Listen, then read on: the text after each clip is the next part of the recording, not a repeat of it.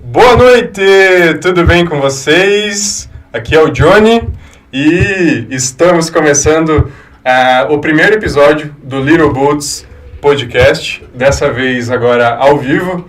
Nosso chefe Ednei tava com medo da gente fazer ao vivo, né, Roger?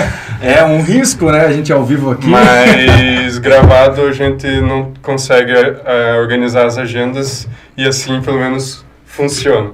Funciona. Então sejam todos bem-vindos ao Little Podcast. Vamos começar por aqui nosso primeiro episódio. E lembrando, né, Johnny, que ao vivo, a cada 15 dias, uma edição ao vivo para você acompanhar aqui nos portais do J+, parceria com Óptica Retro. É isso aí, a Retro está proporcionando esse podcast que até a gente estava acompanhando ali o Cidade ao Vivo e foi introduzido isso mesmo. A ideia é trazer boas notícias, bons casos de canoinenses de sucesso, de canoinenses que estão aí ajudando no desenvolvimento da cidade, econômica, profissional, espiritual, em todos os sentidos. E já introduzindo, o nosso convidado de hoje é o Regines. Tudo bem, Regines? Olá, tudo bem, Roger? Tudo bem? Tudo bem, Regines? Prazer, agradeço o convite mais uma vez estar aqui e cumprimento a todos que estão nos assistindo agora nesse momento. E estamos aí para que deve podem. A ideia é a gente ter um bate-papo bem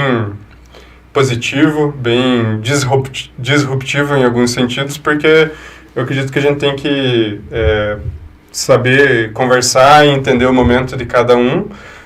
Mas o interessante também, Regines, que eu acho legal a gente comentar, é que você há pouco estreou o seu livro, né? Primeiro livro da sua autoria. Primeiro. E... Na verdade, esse é o 9º livro, eu sempre falo. É o 9º.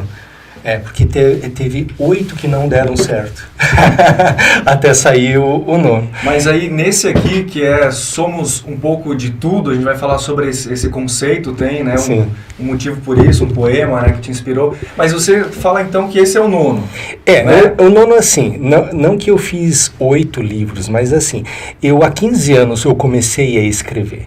Então, eu ia buscando conhecimento nas diversas áreas, assim, e aquilo foi agregando, de certa forma, e eu ia escrevendo. Aí montava, disse, não tá legal, não ficou bom, não ficou do jeito que eu queria, e abandonava.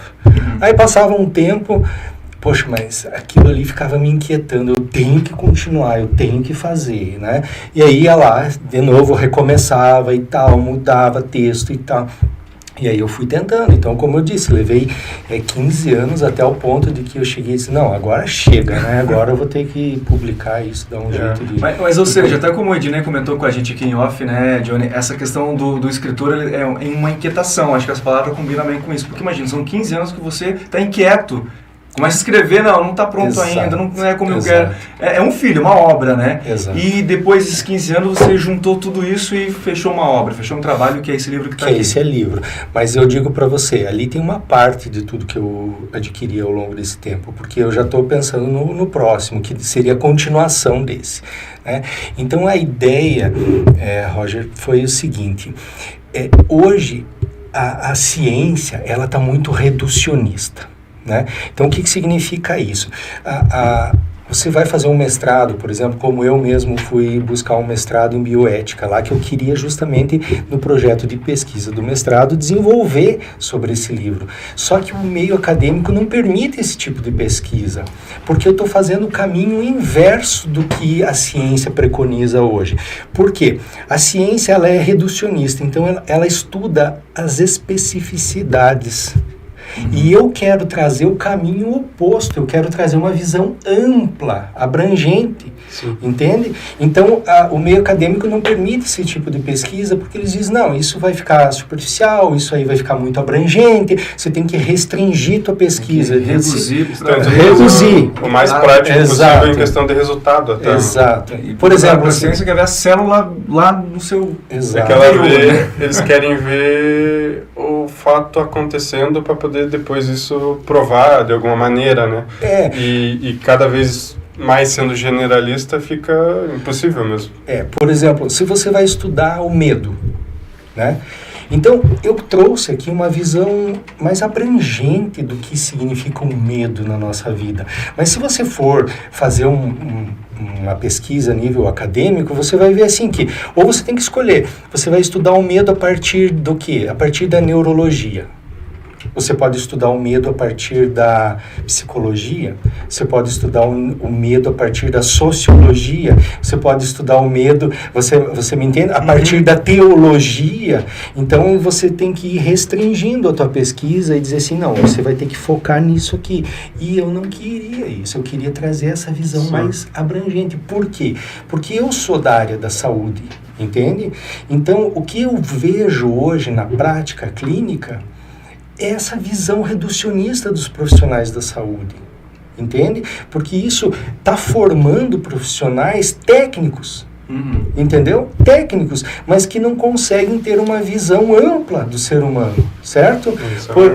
Isso é um problema e isso está acontecendo em todas as áreas. Então, vamos supor... A gente se forma, né? A gente se forma na teoria. E aquilo que a gente fala, na teoria, na prática a teoria é diferente, né? Exato. E quando você vai para o mercado de trabalho, como eu disse, seja a área que for, né? Quando você está na prática, no dia a dia, na vida mesmo, você vê que nem tudo que a teoria coloca de fato acontece, né? Exatamente.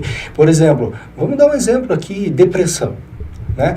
Um paciente chega no consultório do médico, vamos tratar depressão. Então, vamos lá, ele vai tratar a depressão com medicamento, vai aconselhar, fazer a tal. Mas veja que a depressão ela é multifatorial.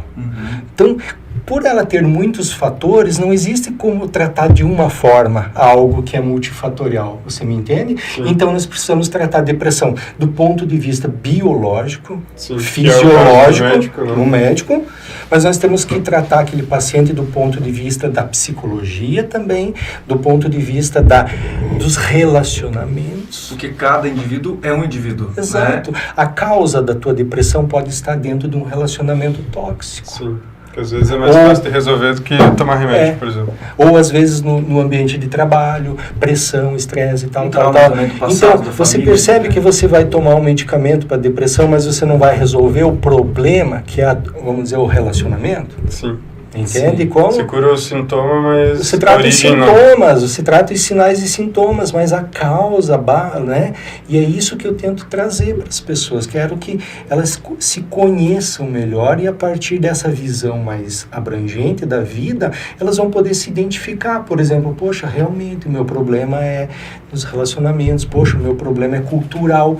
Por quê? Porque eu estou com o meu celular na mão e eu estou sendo influenciado a todo momento por tudo e por todos ali. Sim. E de certa forma, queira ou não queira, inconscientemente ele te influencia. E isso causa estresse, causa depressão, causa angústia. Porque você vê a pessoa ali é feliz com aquilo. Aí dali a pouco você conquista aquilo, você fala, mas isso não me deixa feliz. Por que eu não fico se a pessoa no Instagram tá feliz? Tá feliz. Ou que a gente percebe influenciadores digitais, né? O cara posta lá, a guria posta lá de manhã cedo, tomando um café da manhã maravilhoso, depois vai pra academia, posta na academia, e daí sai da academia, vai tomar um banho, vai pra massagem, daí sai da massagem, vai fazer... Você entende? Sim, sim. E as pessoas, elas olham aquilo e desejam aquela vida, né? Ou até tentam fazer assim, e daí começa, puta, agora eu tenho que conciliar tudo a minha vida, meu trabalho, meus filhos, e não sei o que, e eu quero fazer o que ela faz, eu quero viver um pouco daquilo e não consegue, se frustra.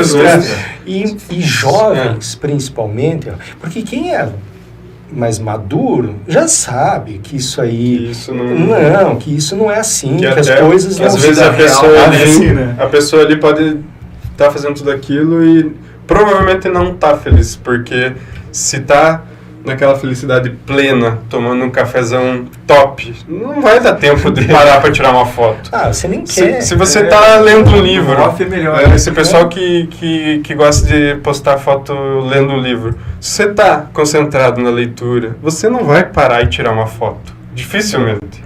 Então, você consegue questionar um pouco. É claro, com certeza tem gente que posta porque é a profissão delas e realmente tão felizes ali fazendo aquilo.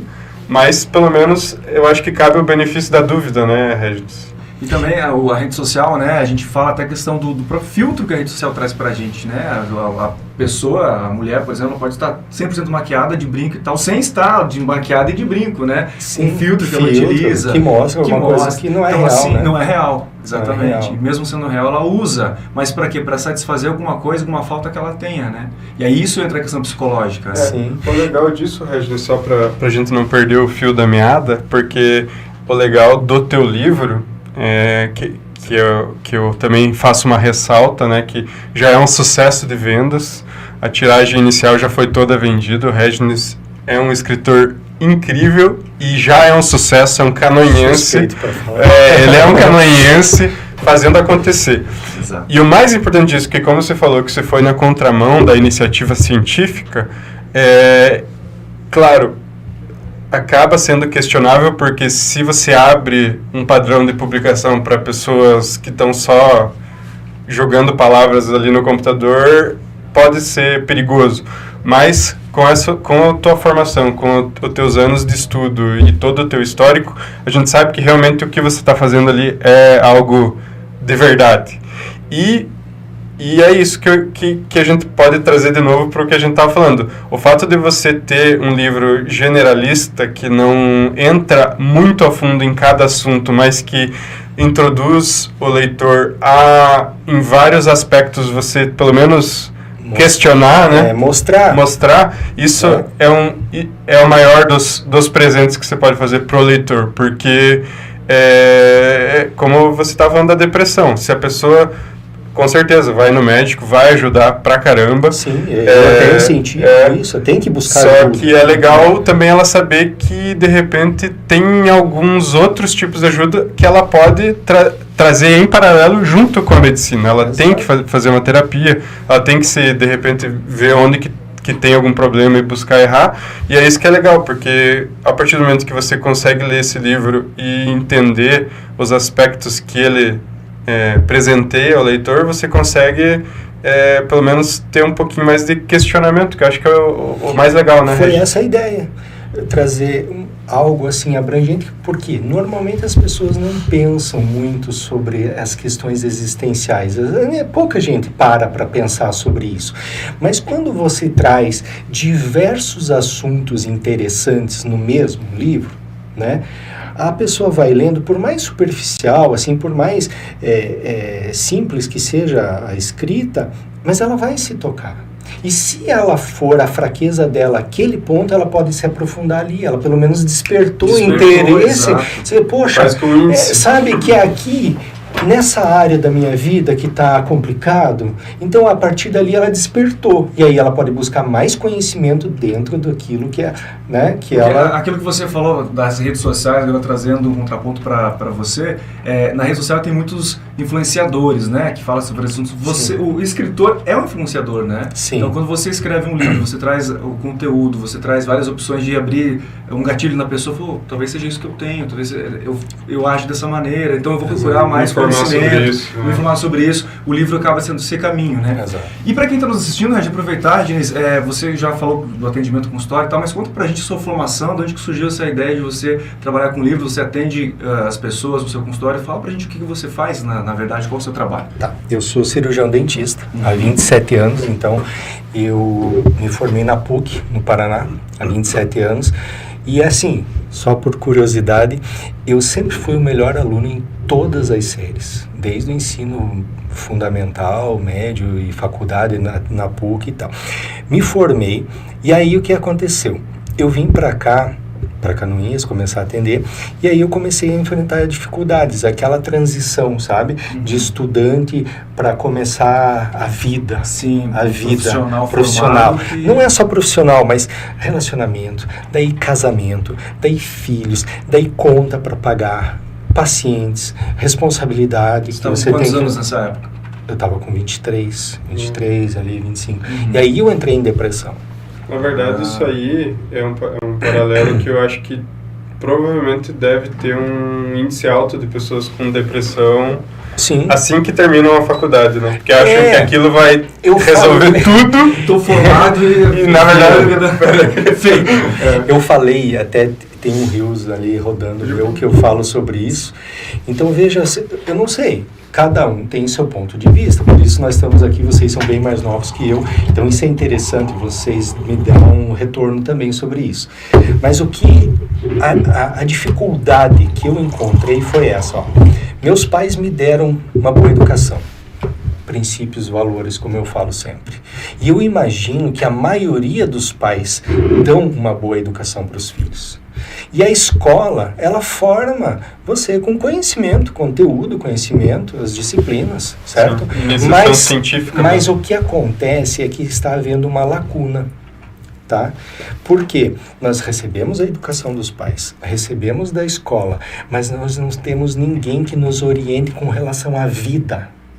Não vem com manual de instruções, né? Trabalho mesmo. Então, o que acontece? A gente acaba aprendendo com a vida. A gente vai apanhando da vida e a gente vai crescendo, amadurecendo, certo? Então, você vai passar por perdas, frustrações na tua vida, e aí você tem que lidar com isso. Só que veja bem, Roger, tem pessoas que conseguem lidar melhor com essa pressão que o mundo coloca, e justamente coincide nessa fase de transição de estudante para mercado de trabalho, para formar família. Enfim, essa fase é uma fase que realmente está muito complicado para os jovens. E não está tendo pessoas que consigam dar significado para isso. Porque, veja bem, as minhas filhas, eu não posso poupar elas de passar por frustrações. Não posso fazer isso como pai. Como um bom pai, eu não posso. Mas o que eu posso fazer? Estar ao lado dela quando ela passa por frustrações e eu dar significado para isso na vida dela. Dizer, olha, filha, aconteceu isso com você, mas é assim, ó. É assim, assado, agora você levanta a cabeça, agora você vai encarar, porque a vida... E você me entende? Entendo. Então, esse suporte que os jovens não estão tendo hoje.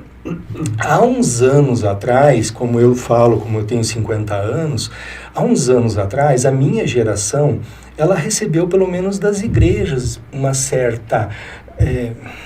Só que preparo mais para a própria vida, uma coisa assim. Um preparo mais sobre essas questões existenciais, sobre a morte, sobre as perdas. Como encarar isso. Como encarar isso e vai... tal.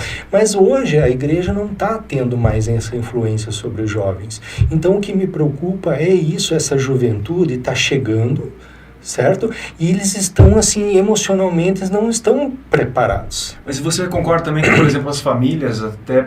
Porque qualquer um que estamos assistindo aqui vai concordar que a gente também aqui é a tal da correria, né? Não tem tempo para nada. Sim. É corrido, tempo corrido, quando vem sexta-feira, quando vem Vamos marcar. Né? Isso, vamos marcar aí no Camargo, quando vem já metade do ano, nós estamos na metade de 2023, eu parece que foi tentando ontem. marcar um churrasco com o Regis faz uns 8 meses. E continua tentando, e provavelmente já sai. Mas assim, essa correria, ela impede que talvez o que aconteça, que os pais sentem-se à mesa com os filhos para almoçar, para jantar, para... Né, confraternizar, para trocar uma ideia, para trazer suas frustrações e falar, filho, eu passei por isso também na minha idade, né? Eu também tive frustrações, eu também tive medos, eu também chorei, eu também sofri, e eu estou junto com você nisso. Então, porque me parece que também existe uma cobrança quando você é pai ou mãe, eu ainda não sou, né? Mas você pode me dizer também, né? Que você tem que ser o super-herói, tem que ser o infalível, você não pode mostrar fraqueza pro seu filho, você não pode mostrar que você sofre, e aí eu creio que isso gera um muro mesmo entre essa relação e essa falta, né, porque os pais querem ajudar o filho, mas daqui a pouco não sabem mais como fazer, porque o filho já cresceu, já tem sua própria vida, sua própria opinião, como que eu vou influenciar na vida do meu filho agora, né? E tem um detalhe, que você falou que você não é pai, eu sou. Eu posso falar para milhões de pessoas e pode ser que milhões de pessoas me ouçam, mas em casa as minhas filhas não me ouvem.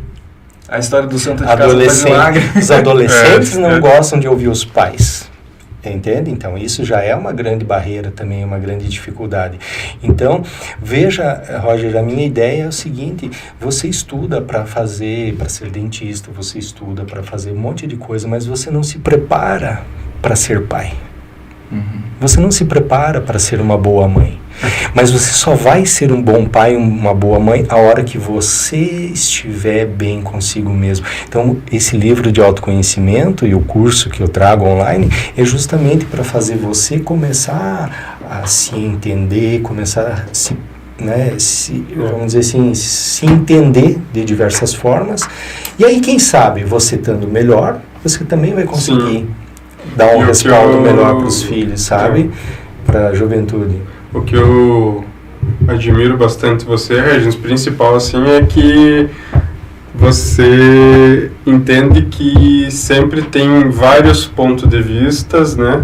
E também a disponibilidade desse curso tá lá e entender que vai ajudar sim muita gente, mas que também depende delas mesmas, que você não está vendendo fórmula do sucesso, digamos assim, né? Viu? E é isso que é legal. Essa é a dificuldade. Você fazer... É que a realidade é difícil de... As pessoas compram o sonho, mas a realidade é difícil de vender. Eu quero trazer isso aqui de uma forma assim séria, certo? Porque quando você pergunta o que você pensa sobre sexualidade, por exemplo, quando eu escrevo aqui, eu não estou dando a minha opinião. Não sei se você leu esse capítulo. Não. Quantas pessoas hoje falam, né? Todo mundo fala. Mas fala baseado em quê? Sim. Porque eu acho que é o achismo, né? eu acho. Porque na minha opinião é assim, assim, assim, assado. Por quê? Porque não tem uma visão ampla sobre, não tem um conhecimento sobre isso. Agora, quando eu falo sobre sexualidade no livro, eu vou fazer reflexões a partir do que a medicina fala, a partir do que a fisiologia fala, a partir do que a afetividade fala, a partir do que a educação fala, a partir do que as religiões falam, a partir do que a teologia fala, a espiritualidade fala. Com isso, eu como leitor vou tirar minha própria conclusão. Exatamente, mas você vai ter vários embasamentos para você dizer assim, bom, agora eu me decidi, não, realmente, eu pensei assim, nossa, eu nunca tinha visto nunca tinha pensado dessa forma, nunca tinha pensado dessa maneira, poxa, sabe? Então tem um filósofo que é o Hans Jonas, ele fala justamente sobre isso. As pessoas, elas fazem muitas coisas porque elas não imaginam a consequência. Sim. Porque na cabeça delas não tem nada de errado. Tipo assim, não, eu não estou fazendo nada de errado, eu não estou fazendo nada de mal. Mas por quê ela chega a essa conclusão? Porque ela não estudou a fundo sobre o assunto. Então, o conhecimento liberta. Então, quanto mais você conhece, mais você vai saber se é bom ou se é ruim. Para daí sim você vai tomar... aquela informação está vindo com uma responsabilidade ou não, né? Que eu acho que é o principal, porque, como você falou, você apresenta, eu acho que até isso é uma herança da iniciação científica, né? Porque eu fiz ciências contábeis, né? E também estudei bastante ali no período da faculdade, depois especialização. E eu acho que o grande ganho de um curso de graduação é você aprender o método científico, né? É você saber que para você dar uma opinião, você tem que ter lido ali 30 autores de opiniões divergentes, artigos, formar ali, pegar um esqueleto e depois... Se der, e acho que nem dá, você emite ali um tico de opinião e nem um parecer, nem usa essa palavra. Então, esse que é o problema. Por mais que realmente você sentiu, né, você está fazendo um vídeo ali, influenciadora, paz, mas você sente aquilo que para você funcionou, essa é a minha dica, não sei o quê, mas simplesmente encher de regra e dar a tua opinião sem embasamento, sem pensar que quem vai receber isso tem uma história diferente, é falta de responsabilidade. Não existe receita pronta para o ser humano. Então eu acho assim ridículo quando você vê na internet assim, 10 alimentos que te fazem perder peso. 5 maneiras de enriquecer, né? De se torne milionário, 5 dicas. As pessoas procurando... as pessoas querem saídas fáceis para as coisas, entende? Sim. Saídas fáceis para as coisas. Então, eu estou divulgando meu livro e o curso, em nenhum momento você vai ver lá eu dando assim... fazendo com que as pessoas imaginem que isso aqui é fácil. Não é, a vida humana é complexa, é isso que eu tento mostrar, não é simples, você tem que parar para pensar sobre as coisas, sobre a tua vida. Então, é bem, como é que eu posso dizer, bem diferente do que está se mostrando hoje. Já dizia Ford que pensar é uma das coisas mais difíceis que tem, né? Mais trabalhosas que tem, por isso que poucas pessoas pensam, né? O Henry Ford falava isso. Mas ainda é sobre essa questão mesmo dessa ideia ampla, né, Regines, de trazer para a pessoa que vai ler esse livro várias facetas de uma mesma situação, digamos assim, né, de um assunto científico, e ao mesmo tempo trazer para esse lado mais humano do nosso dia a dia. Eu queria falar um pouco sobre a linguagem que você utilizou no livro, porque a gente fala muito hoje em dia de rede social, linguagem mais coloquial, linguagem mais do dia a dia. E aí tem a parte mais técnica, quando a gente vem falar de faculdade, né? Eu lembro bem que quando a gente está fazendo TCC, a gente não pode dar nossa opinião, realmente não é minha opinião quanto formando, né? É referente ao autor X, Y, Z, né? Conclui-se que, né, segundo o autor, né? Então eu não tenho ainda embasamento para dar uma opinião, né, quando eu estou me formando, né? Mas eu quero saber essa questão da linguagem que você resolveu usar para que, já que é muito amplo, vários assuntos, o que você imaginou que perfil de leitor vai acessar o seu livro e falar assim, eu quero que todo mundo entenda, ou não, que esse perfil específico entenda mais... Exato. Tá, então, até na introdução do livro eu deixo bem claro isso, sabe? Porque quando eu fui buscar conhecimento, por exemplo, eu me deparei com autores que você passa horas para entender um parágrafo do que o cara quis dizer. Então não é esse o meu objetivo, né? Então eu não uso linguagem acadêmica, até falo que hoje a nossa linguagem, pode ver, nós estamos voltando à época dos egípcios, os hieróglifos, né? Lá, os emojis, é uma careta, pronto. Aquela caretinha já diz tudo. Já diz tudo, né? Então o jovem hoje é assim, beleza, BLZ, beleza. Né? Nem escrever as palavras as pessoas não querem mais, né? Então é muito rápido, não querem perder tempo. Então eu tento trazer para dentro desse contexto, mas assim, usando uma linguagem mais acessível para as pessoas. Eu entendo que o primeiro e segundo capítulo, quando eu busco na história, assim, algum embasamento, porque eu vou costurando essa ideia, o leitor que vai lendo, ele vai acompanhando esse raciocínio ao longo do livro, assim, para mostrar o que eu quero, aonde que eu quero chegar, sabe? Então é acessível para muitas pessoas. Lógico que aquela história, quando é escritor, é a maior dificuldade. Sim. Né? Quando você vai fazer uma palestra presencial, eu olho para o público, você já sabe como você vai falar, entende? Até eu fui fazer uma palestra mês passado, eu fui com uma ideia na cabeça, a hora que eu cheguei lá, que eu vi o público, eu mudei. Eu mudei totalmente o discurso. E no decorrer da palestra você pode se adequar também, mudar o tom, conforme você vai tendo um feedback nos olhares das pessoas. Muitas pessoas ficam assim, né? Então elas vão dando esse retorno. Agora, num livro não tem como você fazer isso, então eu procurei ser mais didático, bem explicativo e tal. Então ele é um livro assim para cristãos. E o detalhe, né? Eu busco fazer essa união entre ciência e espiritualidade. Certo? Isso é um ponto importantíssimo que vamos começar a debater já. E daí, dentro dessa espiritualidade, vamos separar espiritualidade e religião. Quando eu fui fazer meus estudos, eu visitei inúmeras religiões cristãs, denominações cristãs e outras não, né? Então, para tentar entender, né, os princípios de uma, vocês falam o quê? Né, buscar esse conhecimento. E daí foi entender, mas o que eu me identifico mesmo é com o cristianismo. Então, no livro existem várias citações bíblicas que eu vou costurando e vou colocando no meio, assim, para dar esse embasamento, para as pessoas saberem de onde que eu tirei aquela ideia, né? Então, eu dedico esse livro a um público mais cristão, mas também aquelas pessoas que têm uma mente mais aberta, né? O Johnny, que, né, você é budista, né? Mas não sou budista, sigo a filosofia budista.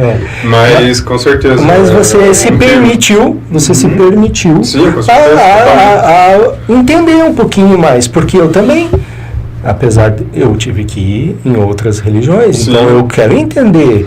Não quer dizer que eu vou aceitar tudo, mas entende como? Então, para eu conseguir tendo essa visão, eu tive que conhecer, eu tive eu que acho ler, que tive que o estudar. grande ganho é isso, é você entender que, em certo aspecto, todas as denominadas religiões ali, elas estão ali para te entregar um resultado, que não é resultado, mas uma maneira de ver o De mundo, viver o mundo. de ter um propósito. Exato. Porque de repente, não sei o que você acha, Regis, mas daí varia de cultura também, mas de repente, como você falou, que essa lacuna entre a iniciação científica, né, os estudos, e ser um ser humano, ser um homem, ser uma mulher com responsabilidade.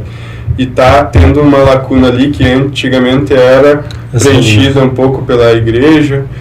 Claro, hoje não tanto por falta de procura dessa área das pessoas, mas também todas elas, em certo ponto, elas entregavam um pouco de instrução nesse sentido, que eu acho que meio que iniciou em todas as religiões. Por exemplo, no budismo, que é mais difundido no Japão, no leste da Ásia, dizem, tem aquelas estatísticas, 90% do povo, só que também a gente sabe que é igual aqui, né? Não é assim. Então, desse aspecto, fornece também o mesmo alimento para a lacuna, mas de repente de uma maneira diferente, que em certo aspecto, que eu acho que, já concluindo, eu acho que é melhor do que não preencher nada, não preencher. Né? O que eu sou apaixonado é assim, ó, Roger e Johnny, o discurso religioso, né, que é pregado ainda hoje nas igrejas, apesar de ser verdadeiro, ele está no sentido assim desatualizado, no sentido do nosso dia a dia hoje. Vamos dar um exemplo. A mente das pessoas hoje, ela está influenciada por um racionalismo científico. Tá? O que significa isso? Nós não aceitamos mais discursos que não façam sentido para a nossa razão. Nós queremos entender por quê. Por que você está dizendo isso? Me explique, me prove, me mostre, me convença de que você está falando. É ou não é? Sim. Certo? A geração passada, várias gerações passadas, falava-se da Arca de Noé.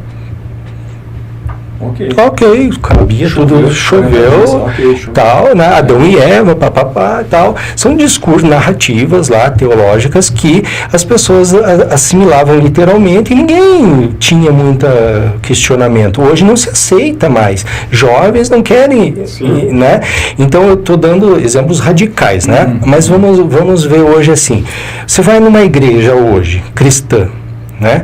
Aí vamos ver o pastor, o padre diz assim: meus irmãos, vocês não podem viver pelos sentidos, vocês precisam viver pela fé e não pelo que os seus sentidos veem. Daí a pessoa sai de lá e vai viver a vida dela. Aquela informação não fez sentido. Não fez. Exato. Ainda mais para um jovem que não tem o conhecimento bíblico, um embasamento já, que já venha desde criança ouvindo essa mensagem. Para um jovem vai dizer assim, viu, você não pode viver pelos teus sentidos, você tem que viver por fé. Então, eu tento buscar exatamente essa lacuna. O que é fé? E indo nesse caminho, desculpa, não quero quebrar seu raciocínio, mas indo nesse caminho do que é fé e do jovem na igreja, por exemplo, você acha também que existe essa questão, talvez essa mensagem não chegue, talvez nesse jovem, porque ele talvez vá à igreja por um ato mais social do que um ato de fé mesmo? Tipo assim, eu tenho que ir à igreja porque meus pais querem que eu vá, eu tenho que ir à igreja porque minha família sempre vai aos domingos à igreja, por exemplo. Entende o que eu quero dizer? Não exatamente a questão, eu vou procurando Exato. Mas a questão é a seguinte: hoje os jovens já nem vão mais por causa do pai. O pai pode mandar, eles não estou nem aí, eu não vou e acabou-se, né? Antigamente não, nós tínhamos que ir mesmo contra a vontade, a gente ia. Né? Mas então você precisa dar significado para esses temas e aí o jovem se interessa. Daí quando você vem com essa pergunta, o que é fé para você? Por exemplo, assim, ó, eu vou dizer para vocês, por que eu tenho que viver pela fé e não pelos meus sentidos, tá? Daí eu tenho que dizer, o que é fé? Como é que eu faço para viver por fé? E aí eu tenho que dizer assim, mas por que eu não posso viver pelos meus sentidos e eu tenho que viver por fé? Quando você explica de uma forma coerente, de uma forma que tenha um embasamento e que faça sentido, aí o jovem vai dizer assim, é verdade. Então, talvez a gente pode dizer, Regis, na sua opinião, que talvez então a linguagem com a qual as religiões, de certa forma, utilizam, ela passou o tempo. Talvez não esteja falando linguagem. Só que veja bem, quando eu falo isso, eu vou ter que deixar bem claro, porque senão a gente pode arrumar encrenca com os religiosos. Sim. Não é mudar a palavra. Não, a palavra, a verdade é essa. Mas nós temos que trazer essa palavra para a nossa realidade hoje de uma forma que faça sentido. E muitas vezes essa verdade, essa palavra precisa ser confrontada com o que a ciência está dizendo e com o que você vive no teu dia a dia. E aí você vai dizer, poxa, eu não tinha pensado nisso. Entendeu? E aí o jovem se interessa, porque eu já trabalhei com um grupo de jovens. Então vamos dizer assim, se você chegar para um jovem e botar ele sentado num banco de uma igreja, aquilo ali não vai fazer sentido para ele. Né? Aqueles hinos, aquela liturgia. Estou fazendo aqui, né? Não estou entendendo aonde que isso está se encaixando na minha vida, entendeu? Mas quando você começa a tocar em assuntos, vamos falar de novo sobre a sexualidade. Ok, vamos falar sobre... Esse é um assunto que os jovens se interessam. Se interessam, e agora vamos discutir a sexualidade a partir da espiritualidade, vamos discutir a partir do que a ciência está falando, vamos discutir a partir disso aqui, e aí as pessoas vão poder ter E o mais importante, assim, que é importante todo mundo ter consciência, é que por mais que você não concorde, não se diga religioso, não se diga cristão, não se diga católico, não se diga evangélico, a gente tem que, primeiramente de tudo, entender que a gente vive numa sociedade majoritariamente cristã. Sim, né? O Brasil ainda. E em todos os aspectos, porque em vários pontos a gente entende a ordem cristã mesmo não sendo um cristão. Por exemplo, essa questão da sexualidade, se fosse levar a ciência à flor da pele, provavelmente seria indicado a vida muito mais cedo do que deveria. Mas a religião, a moral e os aspectos cristãos nos deixam um pouco mais confortáveis para criar, de repente, um meio termo ou se questionar ainda melhor. Por isso é importante tentar equilibrar as duas coisas, né, Regis? Sim. A religião e a ciência, porque se for, como eu quis dizer, se você for levar a ciência ao pé da letra, de repente coisas que a gente não concorda vão acontecer. Eu tento também sempre mostrar o seguinte, a ciência e as religiões, ambas buscam a verdade. Correto? A ciência, houve uma ruptura no século XIV, XV, XVI, houve uma ruptura entre ciência e espiritualidade. Por quê? Porque o que o discurso religioso falava na época começou a ser confrontado com o que a nova ciência estava pesquisando. E aí a nova ciência começou a descobrir algumas coisas que eram contrárias ao que o discurso religioso dizia. E aí houve uma perseguição, né, dos cientistas. Galileu Galilei foi perseguido e tal. Então houve uma ruptura. Então a ciência, ela começou a buscar a verdade e ela diz, nós não podemos mais ser enganados. Então nós vamos criar um método analítico, um método científico, e só vamos considerar verdadeiro o que se enquadra dentro desse método científico, certo? E aí ela acabou excluindo o sobrenatural, porque o sobrenatural não tem como fazer comprovação científica, correto? Sim. Então, a ciência começou a buscar conhecimento, e ela começou a explorar a natureza, a explorar o ser humano. O Descartes começou a dissecar o corpo para realmente estudar, né? E com isso ter benefícios. Só que veja bem, a ciência, ao longo dessa história, ela cometeu erros e comete hoje ainda erros, certo? Há uns anos atrás o ovo era considerado abominável, hoje é uma fonte de nutrientes. Então, só um exemplo básico, certo? Então, a ciência comete erros, com certeza comete erros. Por quê? Porque ela é feita por homens. E ela é influenciada pela política, pela economia e pelo militar, que manipulam resultados. Nós não podemos ser ingênuos. Não vamos ser ingênuos de achar que não há influência, porque quem banca a pesquisa, eu quero que dê esse resultado aqui. Você tá... Então não tem como. Você, né?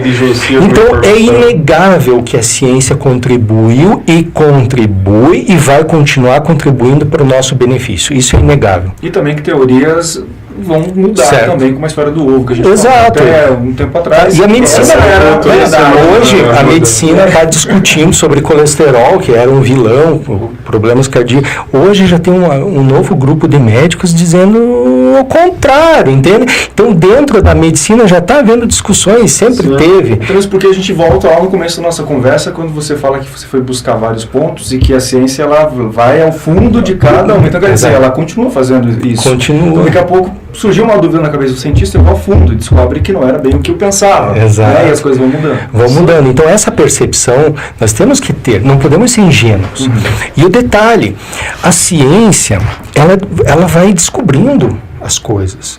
Ela vai inventando, ela vai criando coisas. E o Hans Jonas escreveu uma obra, Princípio Responsabilidade. Você não consegue ler de tão complexo que é. Ele diz o seguinte: a ciência ela não emite juízo de valor. Ela faz o quê? Ela descobre. Ela inventa o celular, ela inventou um robô humanoide, certo? Mas aquilo é bom ou é ruim para a humanidade? Não sei. Não sei. Ela só criou. Quem vai dizer se é bom ou se é ruim agora vai ser nós. Que vamos ter que olhar para... E nós não estamos fazendo isso. A sociedade não está parando para refletir sobre todas as descobertas científicas e vendo isso é bom, até que ponto isso é bom na minha vida. A gente está ingenuamente aceitando tudo que é feito, tudo que é criado, tudo que é descoberto, assim, de uma forma ingênua. E a gente está vivendo, e vocês podem ver, jovens estão viciados no celular e tal, e não está tendo critérios. Tá? Agora vamos voltar ali para não fugir o raciocínio. Então a ciência ela caminhou nesse sentido, mas as religiões também começaram a se dividir em busca do quê? Em busca da verdade. Por questões de interpretação, algumas igrejas interpretam de determinadas maneiras um texto, outras interpretam o mesmo texto de outra maneira. Então, começou a haver divisões entre as religiões também em busca do conhecimento. Até porque o texto bíblico, seja a religião que for, ele é muito metafórico, né? Tem vários assuntos que você... Ele te permite interpretar, ele te permite. Não é exatamente... Não, sem falar das traduções. Né? Até pouco tempo atrás, olha a gravidade. Uma irmã minha me liga e diz assim, viu, eu estou interpretando um texto aqui e a minha vida inteira eu nunca entendi. Porque dizia lá assim que o Senhor elogiou o empregado infiel lá. O Senhor elogiou a atitude do empregado infiel. E ela estava entendendo que o Senhor ali se tratava de Jesus. E ela dizia, mas eu nunca entendi isso. Como é que Jesus vai elogiar o comportamento de um empregado infiel? Não me lembro o texto, agora eu vou falhar com o meu público aí. Mas ela não entendia. E ela me perguntou, eu disse, eu vou ver o texto. Quando eu fui ver o texto, eu disse, está explicado, Senhor está escrito com letra minúscula. Então não era o Senhor. O Senhor era o patrão. O patrão dele. Tipo assim, viu, você foi esperto, hein, cara? Você me deu você foi, no sentido irônico, assim, o patrão, o Senhor. Então você percebe que pequenos detalhes de interpretação fazem a diferença. Então aí tá, as igrejas se dividiram em função dessas interpretações todas, né? E agora, o que eu busco? Nós precisamos fazer essas duas irmãs que estão de mal e não se falam, buscar de novo algumas conexões, entende? Então agora, a física quântica está provando cientificamente situações que eram relatadas na Bíblia há 2000 anos. Entende? Só que não tem pessoas que consigam fazer os links. Por quê?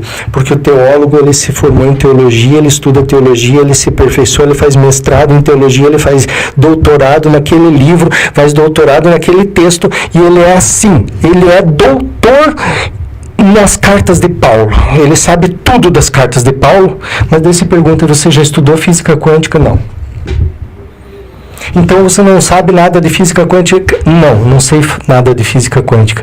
Então você não consegue correlacionar? Não. Talvez as cartas de Paulo sejam suficientes. Você está me entendendo? E aí você chega para um físico, aí você chega para um físico e o físico está lá desenvolvendo aquelas pesquisas e descobrindo coisas fantásticas com o átomo, partículas subatômicas e tal, bóson de Higgs, que chamaram de partícula de Deus. E aí esse cara também não entende nada de teologia. E alguém precisa entender de teologia e entender de física. E daí você consegue fazer as conexões. Entende? Então agora se fala muito, né? A lei da atração. Lei da atração, os jovens na lei da atração. Então você pensa, sente e fala. Tal. Isso tem respaldo bíblico? Até certo ponto tem. Quando você começa a estudar a lei da atração e você vai, como no livro eu explico o que é fé, você consegue fazer algumas associações, sim. Mas daí, num determinado ponto, a fé caminha para um lado e a lei da atração caminha para o outro. Daí, entende como? Então vai haver muitas pessoas frustradas porque estão lá pensando e não atraem nada, né? Não atraem nada na vida delas. Por quê? Porque ainda bem que é assim. Ainda bem. Porque se você atraísse para a tua vida tudo que você pensa e sente como verdade, você se destruiria em minutos. Porque o teu eu é instável. Tem uma frase que eu gosto muito, né? A gente fala assim, cuidado com o que você deseja, pode se realizar. Pode ser. Então, tem que tomar muito cuidado. Tem muito cuidado. Por quê? Então, até certo ponto, isso é verdadeiro? Eu explico isso no livro. Mas nós temos que cuidar que o ser humano, ele passa por altos e baixos. Entendeu? Tem dias que você está triste, você está desanimado. Então, só porque você está desanimado, então você vai atrair só desgraça para a tua vida? Entendeu? Então eu tenho que me controlar, mas você não é um robô que você vai conseguir se controlar, né? Porque as pessoas que lerem esse livro ou até assistirem o curso, eles vão achar que eu sou perfeito. Eu tento seguir, eu aprendo comigo. Eu releio meu livro e eu tenho que relembrar a todo momento, porque eu também sou um ser humano com altos e baixos, entende? Como? Então eu nunca quis mostrar uma perfeição para as pessoas, porque eu não sou, mas eu estou em busca. E lembrar que foram 15 anos que você preparou o livro, né? Como a gente comentou, 15 você estava legal, mudou aqui, mudou ali. Como você bem disse também, até fora do ar, que você lê o livro e fala, talvez escreveria de outro jeito hoje, né? De outra maneira aqui. Exato. Né? Então é exatamente isso. A gente, o ser humano, está sempre nessa grande busca, né? Evolução. E a própria sociedade nos cobra essa questão de perfeição mesmo, né? De você não pode errar, tem que ser infalível, não pode chorar, não pode, tem que ser forte, para ter sucesso tem que ser assim. E aquelas receitas que a gente veio falando também já aqui de sucesso nas redes sociais. Eu vou te ensinar como ficar rico, vou te ensinar como ser feliz, vou te ensinar. Sempre alguém tem uma coisa para te ensinar, né? A fazer, mas nem a própria pessoa sabe sobre si. Se às vezes quando a pessoa me fala 3 qualidades, 3 defeitos, a pessoa fica... Então, viu, Roger, o que eu vejo assim, também, coach. Puxa vida, se quer me ofender, me chame de coach. Eu não gosto de coach, sabe? Por quê? eu vejo até aqui na cidade, tem pessoas que vão fazer um curso de imersão, quinta, sexta, sábado. E lá passa 3 dias em imersão, aprende assim. E daí vem para cá, quer ensinar outras pessoas algo que ela aprendeu e nem ela viveu, e ela já quer ensinar outras pessoas. Motivação, você tem que buscar, você tem que isso, viu? Mas não praticou, não praticou, entendeu? Então eu posso dizer já assim, com alguém que fez uma imersão. Eu passei pelo fundo do poço. Eu cheguei lá, você entendeu? Comentou, né? Sim. Na transição você entrou em depressão. Depressão profunda. Você não... não... Esse período, você ficou quanto tempo com isso? Como que você saiu dessa Viu, situação? que você não conhece, eu já dei alguns depoimentos sobre isso. Então, nesse período que eu entrei em depressão, eu tentei... Não é que eu tentei, eu quase cometi suicídio.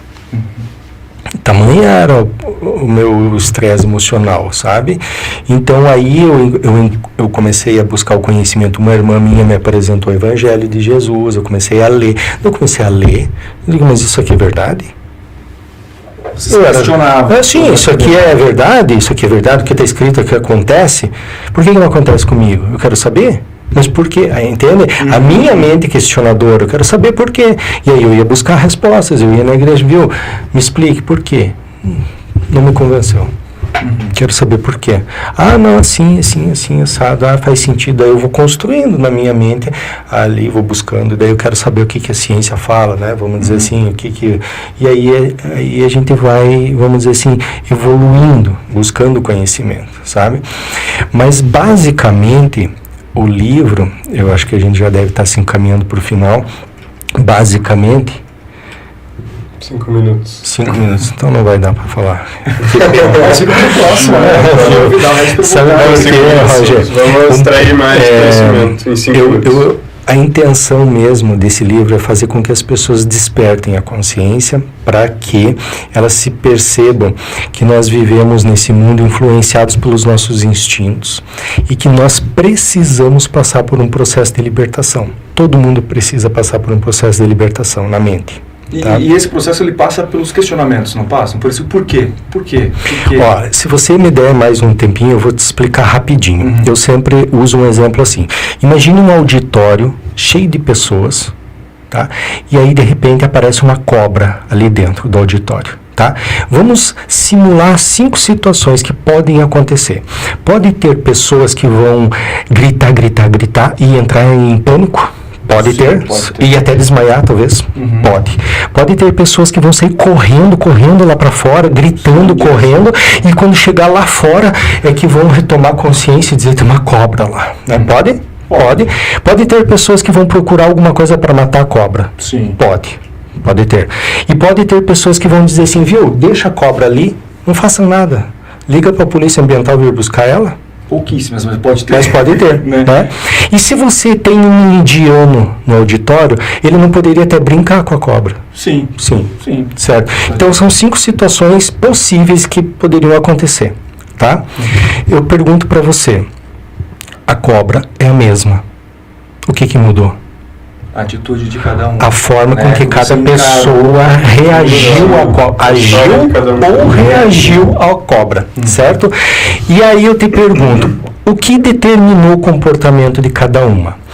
O que essa pessoa viveu a vida inteira, o que ela ouviu falar sobre cobra, a experiência que ela teve com cobra, os filmes que ela assistiu sobre cobra, tudo de certa forma ajudou a ela formar um conceito no seu subconsciente, e agora esse conceito determina o seu comportamento diante de uma cobra. Certo? Agora eu pergunto para você, Roger e Johnny, qual das 5 pessoas estão certas ou erradas? Não existe, não. Todas estão certas. Dentro da sua verdade. Entendeu? Dentro da sua verdade. Tá. Então veja bem, todas estão certas. Então não adianta eu discutir com elas, porque elas estão dentro daquilo que elas creem sobre a cobra. Tá? Agora, você acha que deveria mudar algum comportamento? Eu acho. Por quê? Aquele comportamento que causa sofrimento em você não é bom. Então é legal que você pudesse mudar. Então a pessoa que desmaia, que tem pânico, a pessoa que sai correndo lá para fora, a pessoa que brinca com a cobra, por mais que você ache que é interessante, mas é algo perigoso, muitos acidentes acontecem. Então também esses 3 comportamentos são comportamentos, vamos dizer assim, inadequados. Por quê? Porque gera sofrimento para você. Então se gera sofrimento para você, é interessante você mudar. Correto? Correto. E como eu vou mudar esse conceito? Como que eu mudo? Como que você muda, tá? Então veja só, eu vou chegar para essas pessoas aqui que tem um conceito equivocado de cobra. Ela tem um conceito equivocado e eu preciso agora fazer com que ela entenda que isso não é correto. Então eu vou dizer para ela assim, viu, Roger, vamos supor que seja você. A cobra é um animal que você não mexendo com ela, ela não vai te causar dano. Olha, a probabilidade de você encontrar uma cobra é mínima. Então eu posso falar para você um novo conceito sobre cobra, certo? Se você sair daqui do portão e você der de cara com uma cobra, você vai reagir igualzinho. Tudo que eu falei não adiantou nada. Sabe por quê? Porque são milhares de arquivos que você tem no teu subconsciente e um que você formou agora, qual vai prevalecer? Aquele que está mais forte. Aquele que está mais forte dentro de você. Você tem que viver experiências positivas com cobras, digamos assim, para ir ressignificando o teu conceito sobre cobra. E aí você vai conseguir mudar esse conceito pela repetição, foco, disciplina e determinação. Então, assim, você tem que querer mudar. Primeiro passo. Primeiro passo, você tem que aceitar que você está sofrendo por causa da cobra. Primeiro passo, você aceita. Segundo passo, você tem que querer muito mudar. E terceiro passo, você tem que ser disciplinado e buscar novos conceitos e ideias, experiências que ressignifiquem o teu conceito sobre cobra. E aí você vai aos poucos mudando, ressignificando, certo? Certo. E agora, só para concluir então, imagine que toda a nossa vida é feita de conceitos. Qual o conceito que você tem com relação ao dinheiro? Qual o conceito que você tem com relação ao trabalho? Qual o conceito que você tem com relação à tua esposa? Qual o conceito que você tem com relação ao teu filho? Qual o conceito de Deus que você tem na tua vida? Você percebe que todos esses conceitos que estão aqui no teu subconsciente vão determinar o teu comportamento diante da vida? Sim. Então, Jesus ele vem agora mostrar, ressignificar os conceitos. Por isso ele foi crucificado. Ele só fazia o bem, mas ele tentou mudar a forma de pensar da sociedade da época que ele chegou. E ele chegou com ideias tão inovadoras que aquilo mexeu demais. Como revolucionário. E ao longo da história, muitos pensadores, filósofos, enfim, também todos foram enfocados. Exato. E um detalhe. Todos eram disruptivos. E um detalhe agora para deixar picante nossa discussão. Aristóteles disse o seguinte: eu estou falando de cobra. Então, é um assunto que nós somos unânimes aqui. Correto? Sim. Certo. Então, você vai concordar comigo. Mas Aristóteles diz assim: quando o assunto for Deus, pátria e família, as coisas mudam de figura. Lembra dessa tríade de algum tempo atrás? Sim. Deus, pátria e família? Por que muda?